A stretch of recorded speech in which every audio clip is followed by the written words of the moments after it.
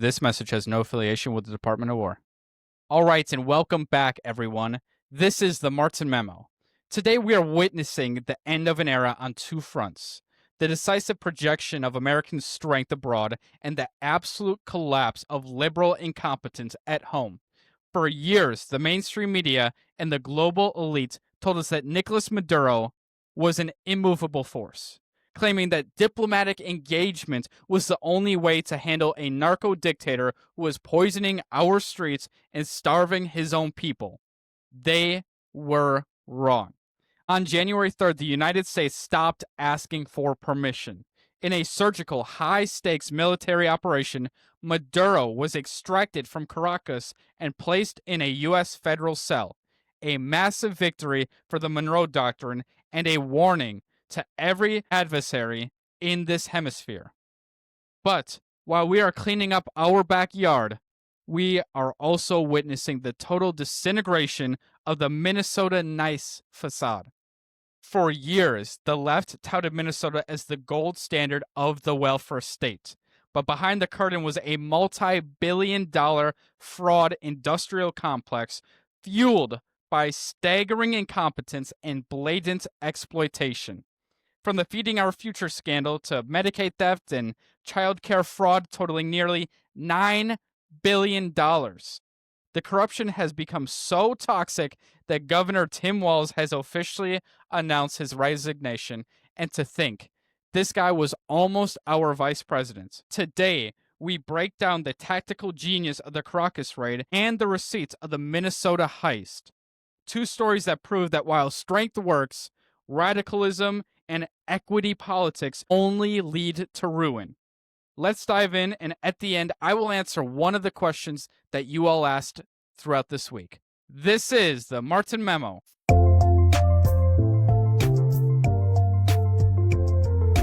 The Martin Memo. First, we have to look at the facts of the mission itself.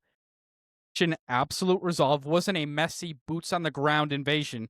It was a scalpel, not a sledgehammer. At precisely 0200 local time, under a veil of total radio silence, U.S. Army Delta Force, supported by the legendary 160th Special Operations Aviation Regiment, also known as the Night Stalkers, descended on the Fuerte Tiene military complex.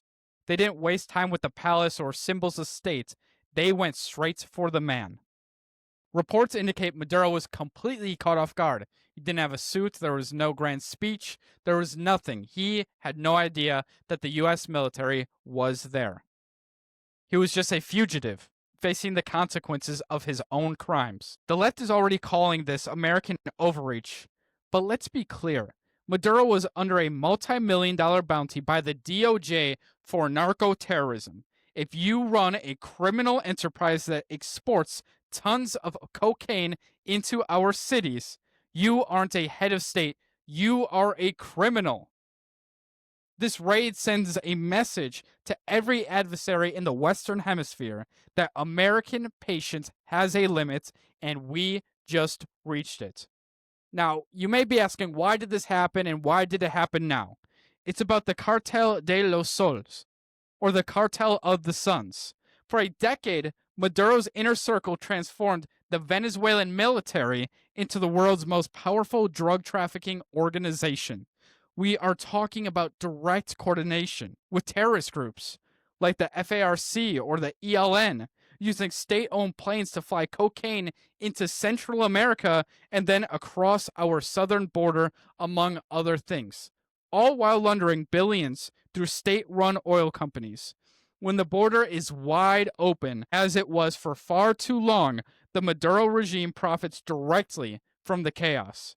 By capturing Maduro, we didn't just take down a dictator, we cut the head off of a global drug snake. The connection between the Venezuelan regime and the chaos at our own border is undeniable. And this administration recognized that you cannot have a secure American border if you allow a criminal launchpad to sit unchecked in Caracas. Now let's talk about strategy, because for far too long, we allowed Russia, China, and Iran to treat Venezuela like a satellite state. Russia wanted a Mediterranean-style port in the Caribbean. China wanted to leverage debt to control their oil, and Iran wanted a backdoor for their operatives. By removing Maduro, the U.S. has effectively enforced the Monroe Doctrine 2.0. I like to combine this as well with Teddy Roosevelt's big stick diplomacy. Those two go hand in hand. We are telling the world that this hemisphere is not a playground for our enemies. There is also a massive economic angle here. Venezuela has the largest proven oil reserves on the planet. Under Maduro, that oil was used to fund socialism and global terror. Under a legitimate, free government, that oil can stabilize global energy markets and lower gas prices for you here at home. This isn't just regime change, this is a strategic energy security for the American people in our own backyard. Now, you have to prepare yourself for the predictable outcry. You're going to hear the UN cry about sovereignty and the New York Times worry about regional stability. But let's look at the reality. Sovereignty? Maduro stole the 2024 election. He had no mandate from his people, almost like Kamala Harris, but that's for another day. And stability? Over 7 million refugees have fled Venezuela because of Maduro's policies. That is the very definition of instability. The left loves to talk about human rights until it involves actually taking down a socialist tyrant, and then suddenly they become anti-war activists. Don't buy any of that. Or now they're for dictators, but Trump is a dictator and that's bad. Ah, yes, liberal logic at its finest. They are more upset that a Republican president achieved a major foreign policy win than they are about the millions of Venezuelans who were eating out of trash cans while Maduro had his own private chef. They care about the process because they can't handle the results. The bottom line is simple. Strength works. For years, we were told that the soft power and nuanced dialogue, the white glove treatment, would resolve the Venezuela crisis. But it never did. It took a commander-in-chief with a spine to authorize the mission that finally brought a career criminal to justice. Venezuela has a long road to recovery, but the shadow of the narco-dictator is finally gone. May I add, the only people that are upset about this is the liberal dummies in our country. People were celebrating all over the streets, all throughout the world, that Venezuela finally got rid of their dictator, but the left, the liberal logic, has to come in and say that those people are wrong for celebrating. Make it make sense. While we are finally exporting American justice to the dictators of the world, we have to address the corruption being imported and incentivized right here in our own heartland. That moves us over to Minnesota. We start at the epicenter of this disaster, the Feeding Our Future scandal. During the COVID-19 pandemic, the federal government pumped millions into the child nutrition program with the stated goal of feeding hungry children. Seems reasonable, right? Instead, it became the largest pandemic-related fraud scheme in the entire country. Organizers set up fake distribution sites across the state, claiming to feed thousands of children a day at locations that were often nothing more than an empty storefront or an abandoned apartment building. One site, called the Safari Restaurant, claimed to be serving 5,000 meals a day, 7 days a week. But in reality, they were serving absolutely no one. No hungry children, no hungry adults, no homeless, nobody. They used random name generators to create fake rosters of children to justify the reimbursements. When the Minnesota Department of Education finally noticed the red flags and tried to stop the payments, the fraudsters did not back down. They actually sued. Can you believe this? Stealing money, but suing. They sued the state for racial discrimination. Instead of standing firm, the Walz administration folded under the pressure of identity politics. Who would have thought it, right? Allowing the money to keep flowing for months while the perpetrators bought luxury Porsches, $3 million lakefront homes, and designer handbags with your taxpayer dollars. Now, we have to look at the specific nature of this network, which the mainstream media is too afraid to touch. Out of nearly 100 people charged by the Department of Justice in these schemes, the vast majority are of Somali descent, highlighting a massive failure in the state's vetting and oversight process. This isn't limited to just food programs, it has metastasized into a fraud industrial complex spanning Medicaid and child care services. We are seeing cases where so called autism centers billed the government for services that never even took place, with some providers even paying kickbacks to parents to keep their children on the roster. It is a low trust exploitation of a high trust system. This network reached into the highest levels of local government, with city council aides and family members of prominent officials being tied to organizations that pocketed hundreds of thousands of dollars. When you import a culture where the government is viewed as an entity to be exploited, and you combine that with the state government that is more afraid of being called intolerant than being defrauded, this is the inevitable result that you produce. This brings us to the complete and total collapse of the Minnesota utopia. For years, we were told that Tim Walz has built a model of progressive governance. Now we know it was actually a $9 billion fraud industrial complex. The numbers are staggering and represent a complete failure of a high trust system. According to recent data, 81% of Somali immigrant households in Minnesota are receiving some form of welfare, compared to just 21% of native households. This includes 54% on food stamps and a massive 73% on Medicaid. Most shockingly, nearly 90% of Somali households with children are on a public dole. This demographic reality created a massive target for exploitation. This wasn't just individual greed. It was an organized heist that highlights a much larger systemic issue. Assimilation is the absolute cornerstone of a successful immigration policy. I've said this many times. When you bring people into our country, the goal should be for them to become a part of the American fabric, to adopt our values, our work ethic, and our respect for the rule of law. But when you create ethnic enclaves that are incentivized to remain dependent on the state rather than integrating into the economy, you don't get a melting pot anymore. You get a target-rich environment for fraud. We should be a nation that welcomes the best of the best, the innovators, the entrepreneurs, and anyone who wants to share and add value to the American dream on day one. Instead, under the Walz administration, we saw a system that essentially imported a low-trust culture and handed it the keys to a high-trust treasury.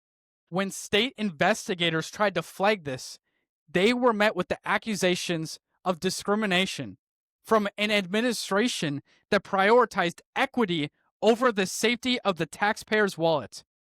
And this brings us up to the man who presided over this chaos, Tim Walz. On January 5th, 2026, the political reality finally caught up with him. Walz announced he is stepping down, a move that comes as the federal government, under a new and aggressive Trump administration, froze child care funds to Minnesota pending a massive federal audit. This is a great thing, by the way.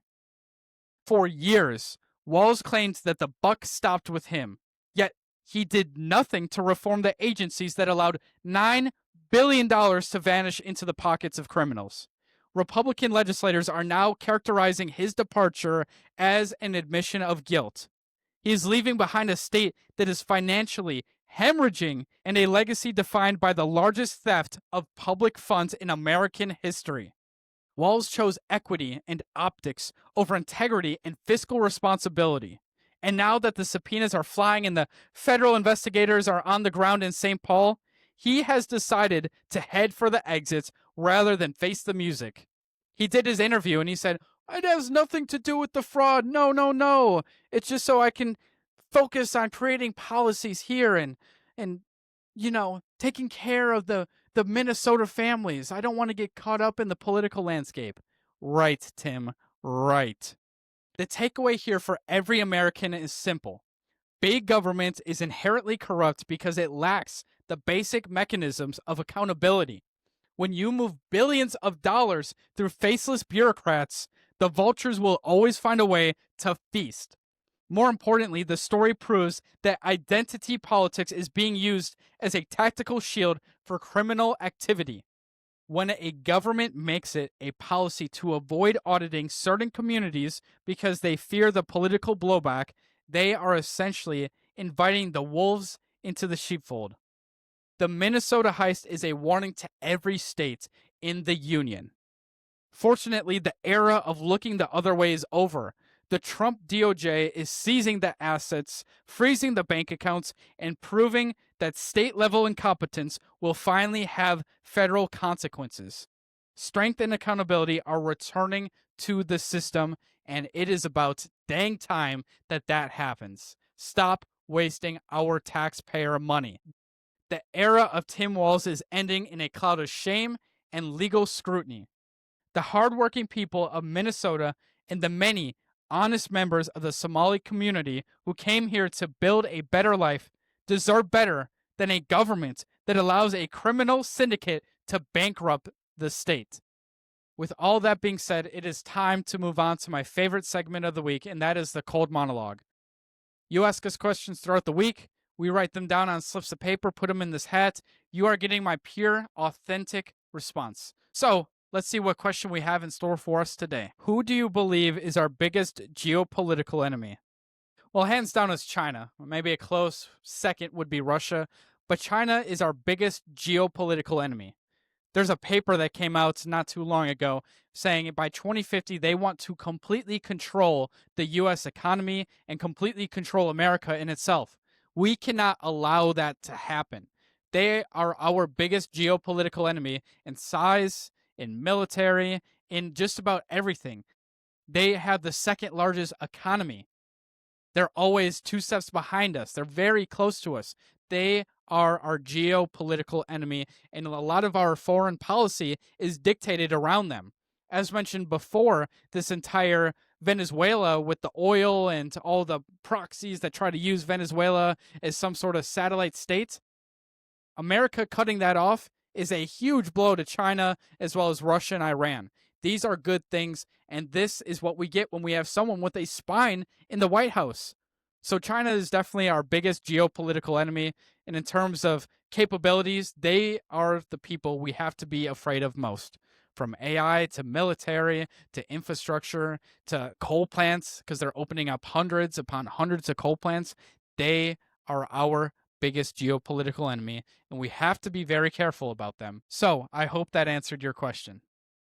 But that being said, well, folks, that's all we have in store for today. So be sure to join us on Monday as we host yet another live stream. They have been super fun and exciting. You all have asked amazing questions, and I look forward to continuing that on Monday, 8 p.m. Eastern Standard Time on YouTube Live. So I will be sure to see you there. With all that being said, share your thoughts on X, follow us on Instagram and Facebook at the Martin Memo, and do not forget to subscribe on YouTube. Now, in case I don't see you, good morning, good afternoon, and good night. This is the Martin Memo.